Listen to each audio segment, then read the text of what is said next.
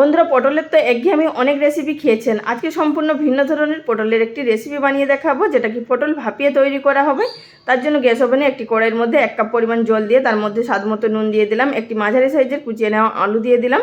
কড়ার উপরে বসিয়ে দিলাম একটি ছিদ্রযুক্ত থালা, তার মধ্যে দিয়ে দিচ্ছি আগে থাকতে পটলগুলোকে কেটে ধুয়ে পরিষ্কার করে রাখা, তবে হালকা আঁচটা ছাড়িয়ে নিয়েছি, খোসা কিন্তু ছাড়ানো হয়নি। এর মধ্যে দিলাম 2টো মাঝারি সাইজের টমেটো।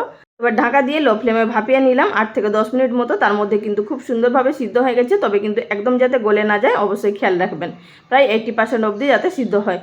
তো আলুগুলোও এখানে কিন্তু খুব সুন্দরভাবে সিদ্ধ হয়ে গেছে। এবারে একটি থালার মধ্যে নিয়ে নিলাম, একটি চামচের সাহায্যে এভাবে মেশ করে নিচ্ছি। আপনারা চাইলে মেশারের সাহায্যে বা হাতের সাহায্যে মেশ করে নিতে পারেন, তবে কিন্তু একটু দানা ভাব রেখে আমাদের কিন্তু মেশ করে নিতে হবে। এবার অপর দিকে গ্যাস ওভেনের উপরে একটি কড়াইয়ের মধ্যে পরিমাণ মতো সরষের তেল দিয়ে কয়েকটা বিউলি ডালের বড়ি দিয়ে ভেজে নিচ্ছি।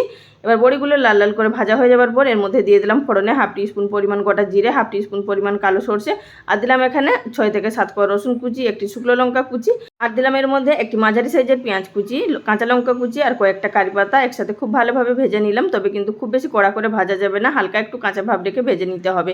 তার মধ্যে দিয়ে দিলাম স্বাদ মতো নুন, পরিমাণ মতো হলুদের গুঁড়ো, 1/2 টিস্পুন পরিমাণ জিরে গুঁড়ো, আর দিলাম এর মধ্যে স্বাদ মতো ঝাল লঙ্কার গুঁড়ো। সব কিছু ভেজে নেওয়ার পর এর মধ্যে দিয়ে দিলাম আগে থাকতে টমেটো, আলু এবং পটল মেশ করে রাখা, সেটিকে দিয়ে খুব ভালোভাবে নাড়াচাড়া করে মিশিয়ে নেব। মিশিয়ে নেওয়ার পর এখন এর মধ্যে দিয়ে দিলাম আগে থাকতে ভেজে রাখা বড়িগুলো। অবশ্যই কিন্তু বড়িগুলো একটু ভেঙে দিয়ে দেবেন। আর দিলাম এখানে কিছুটা পরিমাণ ধনেপাতা কুচি। আবারও এটিকে নেড়ে মিশিয়ে নিলাম। এবার একটি সার্ভিং প্লেটের মধ্যে সার্ভ করে নিচ্ছি। তো এই রেসিপি যদি না খেয়ে থাকেন অবশ্যই একবার ট্রাই করুন, খেতে দুর্দান্ত স্বাদ হয়।